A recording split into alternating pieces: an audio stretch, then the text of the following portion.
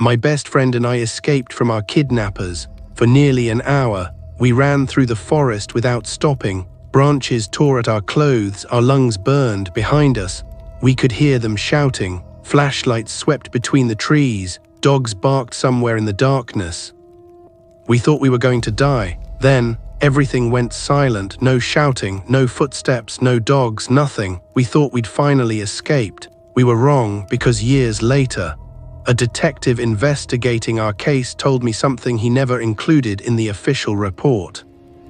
The kidnappers didn't stop chasing us because they lost us. They stopped at the exact same place where dozens of missing hikers had disappeared over the last 30 years. And according to the GPS recovered from their van, they had never crossed that line before. Not even once. Most people believe surviving a kidnapping means escaping. It doesn't. Sometimes, escaping only gets you to the next nightmare. This story was sent to me by one of our subscribers. I've changed every name and the exact location at their request, but after speaking with the detective who worked the case, reading the missing person reports, and seeing photographs that were never released to the public, I still don't know what frightened those kidnappers enough to abandon everything and run. This is Tales of the Dark.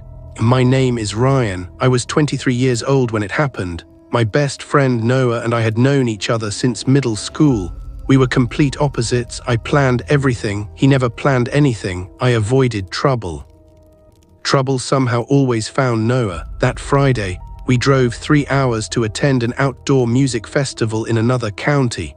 The concert ended just after 10. By 11, we were already heading home. The highway was nearly empty. Rain had started falling. Not enough to make driving dangerous, just enough to blur the windshield. Noah leaned back in the passenger seat. "I'm starving. We'll stop at the next gas station. There won't be one for miles." He was right. That stretch of highway passed through dense national forest. No towns, no houses, no streetlights, only trees. Our phones had already lost signal, nothing unusual. It happened every time we drove that road. Around 11:45 p.m., blue and red lights appeared behind us. A police SUV. I checked my speed, exactly the limit. Maybe they want to pass. Instead, the siren flashed once. I pulled onto the shoulder. A second SUV stopped in front of us. That felt strange. 2 police vehicles. For a routine traffic stop. Noah looked at me. "You do anything illegal lately?" I laughed. "Not that I remember." 2 officers stepped out. Both wore dark uniforms, reflective vests, body cameras. Everything looked legitimate. One approached my window. The other remained near the front of the car. The officer leaned down. "Evening, license and registration." His voice was calm, professional. I handed him my license. He studied it for several seconds, longer than necessary, then asked, "Where are you boys coming from?" "The concert." He nodded. "You been drinking?" "No." He shined his flashlight inside the car. It stopped on Noah then. On the backpacks in the back seat, his expression changed. "Step out of the vehicle." I frowned. Did I do something wrong? Step out. The second officer had already moved closer. Something about him felt off. He wasn't watching us. He was watching the road. As if waiting for someone, Noah quietly whispered, "Ryan, look at their cars." I glanced toward the SUVs. Neither had police department markings, only plain black paint, no numbers, no county logo, nothing. My stomach tightened. The first officer noticed. His hand slowly rested on his holster. "Out now." Before I could react, headlights appeared behind us. A large white cargo van. It stopped directly behind the SUVs. Its side door slid open. 3 more men climbed out. None wore uniforms. One carried zip ties. Another held a roll of duct tape. The fake officer smiled. "Sorry, boys, this isn't a traffic stop." Noah shouted, "Drive." I slammed the accelerator. Too late. One SUV blocked the front. The van blocked the rear. A heavy object smashed through my driver's side window. Glass exploded across my face. Someone opened the passenger door. Noah fought back. I heard him scream. Then everything became chaos. Hands grabbed me. Someone struck my shoulder. Another punched me across the jaw. I tried reaching my phone. A boot crushed it beneath someone's foot. The last thing I saw before they pulled a hood over my head was our car disappearing behind us. When I woke up, the van was moving. My hands were tied behind my back, plastic zip ties too tight. Every bump in the road sent pain through my wrists. The hood had been removed. The inside of the cargo van was almost completely dark. No windows, metal walls. Noah sat across from me. His lip was bleeding. "You okay?" He nodded. "I think." There were 4 other people inside, all wearing black masks. One of them noticed I was awake. "Morning." His voice was strangely cheerful. "Sleep well?" I didn't answer. He laughed. "Don't worry, you won't be with us much longer." The others laughed too. Noah looked at me. "Don't react." I understood immediately. They wanted us scared. They wanted us to panic, so we stayed quiet. I looked around the van, searching anything useful, anything sharp, anything at all. Nothing, only metal flooring, a few wooden crates. A loose chain bolted near the back doors. Then I noticed something. One of the wooden crates had broken during the drive. A long metal bracket stuck out from its corner. The edge looked jagged, sharp enough to cut plastic, maybe if I could reach it. The van hit another pothole. The bracket slid slightly closer. I slowly shifted my body, pretending to adjust my position. One of the masked men glanced over. I stopped moving. Minutes passed, no one noticed. I tried again, little by little. The metal edge was now within reach, not enough. Almost another sharp turn. The crate slid again. This time, the bracket touched my wrist. I carefully pressed the zip tie against it, back and forth, slowly, carefully. Tiny plastic shavings fell onto the floor. It was working, barely, but it was working. Then the driver shouted from the front, "We're almost there." One of the masked men stood up. He pulled a pistol from his waistband. "Nobody moves. We are stopping in 5 minutes." Noah looked directly at me. His eyes dropped briefly toward my wrists, then back to my face. He knew I was almost free. Outside, the smooth highway disappeared. The van began bouncing violently. Gravel, then dirt, then something even rougher. Whoever these men were, they weren't taking us to a city. They were taking us deep into the forest. The van kept moving. Every bump slammed our shoulders against the steel walls. The tires crunched over loose gravel, then mud, then something that sounded like broken branches. Whoever these men were, they had left the main road a long time ago. Noah looked at me. I gave him the smallest nod I could. The zip tie around my wrists wasn't broken yet, but it was close, very close. I kept rubbing it against the jagged metal bracket hidden beneath my hands. Back and forth, back and forth. Every movement had to look natural. If even one of the masked men noticed, we were dead. The driver shouted from the front gate. The van slowed. A loud metallic creak echoed outside, like a heavy chain being dragged across steel. One of the masked men looked through the windshield. "They're late," another answered. "They're always late." I frowned. There was another group waiting for us. That meant these men weren't acting alone. The van rolled forward again. This time, the road became smoother, almost like an old service road. The man with the pistol stood up. "We'll be there in 2 minutes." He checked his watch. Another man opened a black duffel bag. Inside were more zip ties, black hoods, several syringes, and rolls of duct tape. Noah noticed them too. For the first time, I saw genuine fear in his eyes. Whatever was waiting ahead, we weren't supposed to see it. I pressed harder against the sharp metal. One strand snapped, then another. The plastic was weakening. I forced myself not to rush. Slow, quiet, steady. One mistake would ruin everything. Suddenly, the van hit an enormous pothole. Everyone was thrown sideways. The pistol slipped from the standing man's hand. It clattered across the metal floor. The broken crate slammed forward. The jagged bracket sliced through the last piece of plastic. My hands were free. I kept them behind my back, pretending nothing had changed. Noah stared at me, trying not to react. The pistol had slid beneath one of the benches. The masked man cursed. He knelt to retrieve it. Another turned toward the rear doors. The driver shouted again. "Open the gate." The van stopped, engine running. No one outside answered. One of the kidnappers climbed out. Another followed him. Their voices faded into the darkness. Only 2 men remained inside with us. Neither was looking at me. This was it, the only chance we would ever get. I moved fast. I grabbed the loose chain bolted beside me. Before the nearest kidnapper could react, I swung it with everything I had. The heavy metal struck the side of his head. He collapsed instantly. The second man spun around. What the Noah launched himself forward. Still tied, he tackled the man's legs. The pistol fired. The deafening blast echoed inside the van. The bullet punched through the roof. The driver shouted.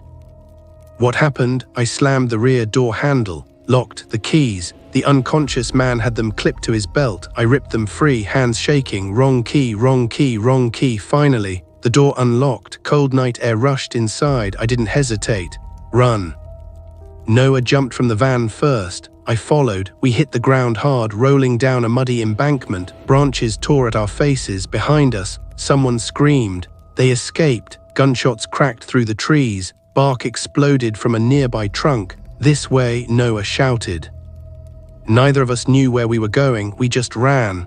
The forest swallowed us almost immediately. Within seconds, the road disappeared. The only light came from flashlights weaving between the trees behind us. They're coming. I know. My lungs burned.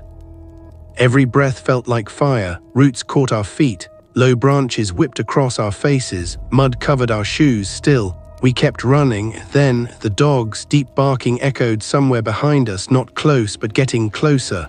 They have dogs, Noah shouted. Don't stop. I wasn't planning to. The forest became steeper. We climbed over fallen trees, slid down rocky slopes, crossed a shallow stream that reached our knees. The freezing water stole what little warmth remained on the opposite bank. We collapsed for only a second, listening, flashlights still behind us, voices still shouting, dogs closer. Noah grabbed my arm. They're spreading out. He was right. The lights were no longer in one direction. Some had moved left, others right. They were trying to surround us. They know this forest. We don't. For nearly 40 minutes, the chase continued. Time stopped meaning anything. Every direction looked identical. Towering pines, wet leaves, darkness, silence, broken only by our breathing and the men hunting us. Then, we saw something, a narrow dirt trail. It has to lead somewhere. We followed it desperately. The trail wound between enormous trees. Strangely, it looked maintained. No fallen branches, no thick undergrowth, almost as if someone still used it. After another 5 minutes, the trail ended, not at a cabin, not at a road, at an old wooden sign. Most of the paint had peeled away. Only 3 faded words remained: restricted, access, beyond. The bottom half of the sign had rotted away. No explanation. No government logo, nothing, only those words. Behind the sign, the forest looked different. The trees stood unnaturally close together. The air felt colder, even the wind seemed quieter. We keep going, Noah whispered. We don't have a choice. Before either of us stepped forward, a gunshot echoed somewhere behind us, much closer this time. They found us. We crossed the old sign without another thought and kept running. About 200 yards later, something impossible happened. The shouting stopped, not gradually, instantly. The barking stopped too. No flashlights, no footsteps, nothing. The silence was so complete, it made my ears ring. Noah finally slowed, panting. I think we lost them. I turned around. The trail behind us was empty. No movement, no lights, no voices for almost a full minute. Nothing happened then. A flashlight beam appeared far back on the trail. One of the kidnappers. He wasn't running anymore. He simply stood there, staring at us. Another flashlight appeared beside him, then another, within seconds. Every kidnapper had gathered at the edge of the trail. None of them crossed the old wooden sign. None of them raised their guns. None of them shouted. They just stood there, watching us. One of them slowly removed his mask, even from that distance. I could see the fear on his face, not anger, not frustration. Fear. Then their leader yelled something I'll never forget. His voice echoed through the silent forest. Don't go any farther. Noah looked at me in disbelief. They're warning us. Another man screamed, come back, please. For a second, I actually considered it. Then I remembered the van, the guns, the zip ties, the blood. I grabbed Noah's arm. They're lying. We turned. and disappeared deeper into the darkness. Neither of us noticed that not a single kidnapper followed. We didn't stop running, not because they were still chasing us, because neither of us could understand what had just happened. The men who had kidnapped us, the same men who had beaten us, dragged us into a van, pointed guns at us, were begging us to come back. It didn't make sense. Nothing about that night made sense anymore. For nearly 15 minutes, we kept moving deeper into the forest. Neither of us spoke. The silence was worse than the chase, at least when they were behind us. We knew what we were running from. Now we had no idea. Eventually, our legs gave out. We collapsed beside a massive fallen pine tree, both of us gasping for air. My entire body trembled from exhaustion. Noah finally broke the silence. They weren't pretending. What? The kidnappers? They were scared. I wanted to argue, to tell him they were trying to trick us, but I couldn't. I had seen the expression on their faces. That wasn't the look of men setting a trap. It was the look of people who believed. They had just watched two men walk to their deaths. The forest felt different here, not darker, not colder, just wrong. The trees were enormous, much older than anything we'd passed before. Their trunks were covered in thick moss. The ground was strangely clean, almost no bushes, almost no fallen branches. It looked maintained, as though someone regularly walked through this part of the forest. Yet, there wasn't a single footprint, not ours, not the kidnappers, not even animal tracks. The damp soil looked untouched. Noah crouched beside the ground. Ryan, look, he pointed toward the mud. Our footprints ended. The last clear prints stopped less than 10 feet behind us. Everything beyond that was perfectly smooth. I frowned. We've walked at least another kilometer. I know. I looked back. The footprints really did stop, as if the forest had simply erased them. Neither of us said anything. We just kept walking. About half an hour later, we found another trail. Unlike the first one, this wasn't made of dirt. Flat stones had been placed into the ground, perfectly spaced, covered with years of moss. No signs, no tire tracks, no recent use, just an ancient pathway disappearing between the trees. People built this, Noah whispered, but why way out here? We followed it. It felt better than wandering blindly. The path curved through the forest for several minutes before ending at something neither of us expected. A campground, or at least, what used to be one. There were 6 wooden campsites arranged in a circle. Each had a rusted fire pit, broken picnic tables, rotting benches. The place looked abandoned for decades.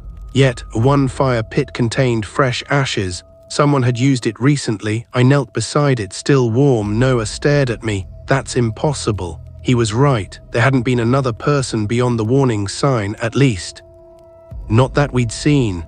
The silence was broken by a soft metallic sound. Clink. We both froze. It came from one of the empty campsites. Another clink, like a spoon hitting a metal cup. Who's there? No answer, only silence.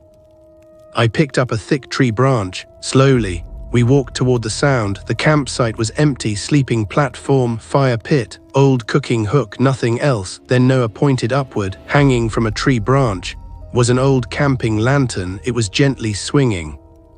Back and forth, there was no wind. The lantern suddenly stopped moving at the exact same moment. We heard footsteps, not running, walking, slow, steady, crunch, crunch, crunch, somewhere beyond the trees. I tightened my grip on the branch. The footsteps continued. Never getting closer, never moving away, always the same distance. As though someone was walking in a giant circle around the campground, watching us. Neither of us moved. Nearly 3 minutes passed. Then, the footsteps stopped. The forest became silent again. We searched every campsite before leaving. In the final one, we found a backpack covered in dirt. The zipper barely worked. Inside were clothes, a flashlight, a water bottle, and a weathered leather journal. The first page read, "Property of Emma Richardson, May 14, 2019. Noah flipped through it. Most pages described an ordinary hiking trip, beautiful views, wildlife, fishing. Then, everything changed. The writing became rushed, messy, as though she'd been terrified. One page read, "We heard people outside the tent all night. The ranger says nobody else is camping here." Another, our footprints disappeared this morning. Then another, the men searching for us won't come past the old warning sign. My heart skipped. The next sentence made my blood run cold. They're more afraid than we are. I looked at Noah, neither of us spoke.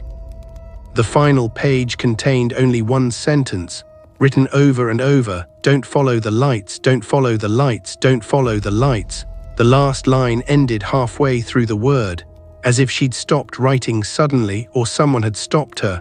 The sun had begun rising. Soft grey light filtered through the trees. For the first time all night, we could actually see the forest. Everything looked normal, too normal. Birds were singing. A squirrel darted across the path. If someone had dropped us there during daylight, we would have thought it was an ordinary national park. Noah laughed nervously. Maybe we were just losing our minds. I wanted to believe him. Then we found the watchtower. It stood on a rocky hill overlooking the trees, an old fire lookout, at least 50 feet tall. The staircase was rusted, the windows broken, the door hanging open. Maybe there's a radio. We climbed. Every step groaned beneath our weight. When we finally reached the top, the view stretched for miles. Forest, nothing but endless forest. No roads, no rivers, no smoke, nothing. Then Noah quietly said, "Ryan." I turned. He wasn't looking at the trees. He was looking through an old pair of binoculars left inside the tower. "What?" He handed them to me. "Look back." I raised the binoculars toward the direction we'd come from. The old warning sign was barely visible far below. Standing beside it were the kidnappers, every single one of them, exactly where we'd left them. None had moved. Their van was gone. Their weapons were gone. They simply stood together, looking toward the forest, toward us. One of them suddenly lifted his arm, not to wave, not to threaten, to point behind us. I lowered the binoculars, slowly turned around. At the far edge of the tower, someone was standing on the observation deck, only a few feet away, an elderly park ranger.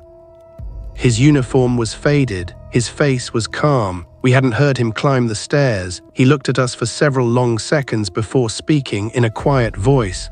He asked only one question. "You crossed the old boundary, didn't you, before you go?" Ryan and Noah have escaped the kidnappers, but the nightmare has only just begun. The men who hunted them through the forest suddenly refused to take another step. Why? Who is the mysterious park ranger waiting inside an abandoned fire watch tower? What happened to the missing hikers who entered this forest before them? And most importantly, will Ryan and Noah ever find their way back home? Or have they crossed into a place that no one is meant to leave? You'll find out in part 2. If you enjoyed this story, make sure you subscribe to Tales of the Dark and turn on notifications so you don't miss the next chapter. And if you've ever experienced something you still can't explain, or have a strange story of your own, send it to Tales of the Dark. Your story could become the next nightmare featured on this channel.